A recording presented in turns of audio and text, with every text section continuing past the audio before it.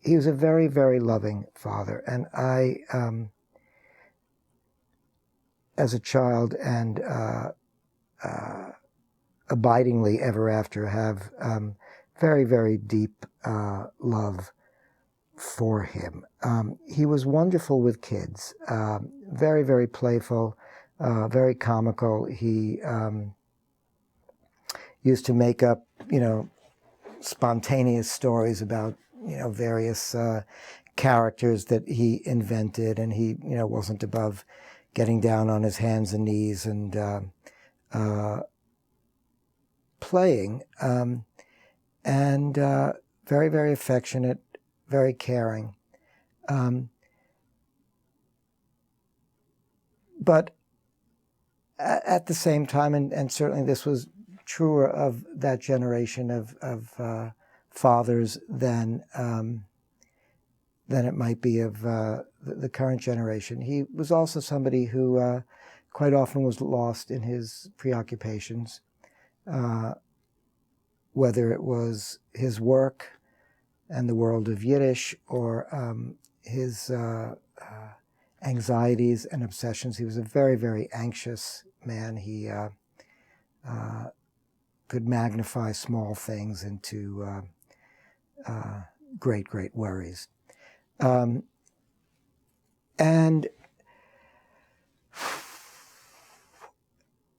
he saw me, as parents do, in a certain light, and as a reflection of his own dreams in life. And I think in some ways it was difficult for him to take me in terms of who I am, both as a little boy and then later in life as a young adult. We had some more significant conflicts. But, what I wrote about in my book, The Way Home, was that one aspect of an American boyhood that certainly interested me and that my father had no patience for whatsoever was sports, which he considered Narishkeit, foolishness. And that's okay. I found my way to sports on my own without my dad. I learned how to play ball. I learned how to be a sports fan, so forth. And I'm not a sports fanatic, but at that time, as it still is today, it seemed like a real vehicle to belonging in the world of America and in an American boyhood. So as a kid, I became a fanatic Yankee fan, and I worshipped the Yankee gods of those days, Mickey Mantle and so on. And my dad had absolutely no way of fathoming this. This was just beyond foolishness to him.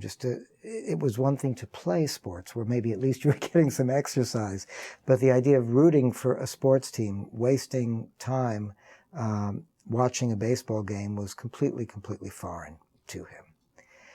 So the occasion for my book came up when I became a father myself years later. And like my dad, circumstances had it that I too was an older father. I was 40 when my kids were born, which, even in my generation is a little later than for many.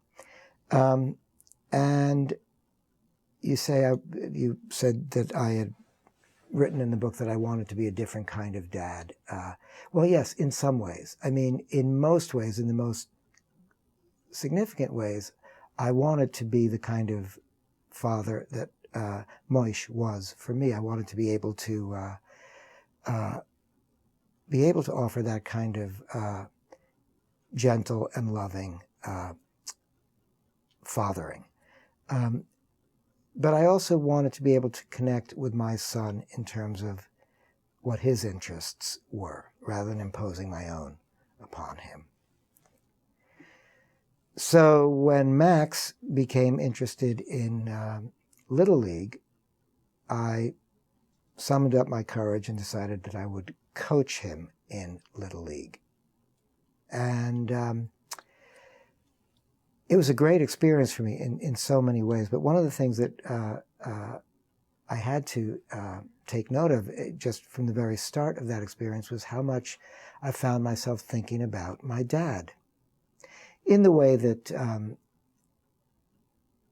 being a parent, of course, reconnects you with your own parents and your own experience of them. Well, certainly this did.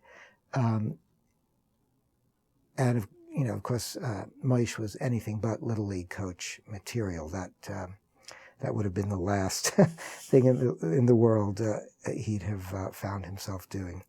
So, so that experience with Max in Little League opened up, for me, a lot of thoughts and feelings and reconnections with my dad that I was able to write about in the book.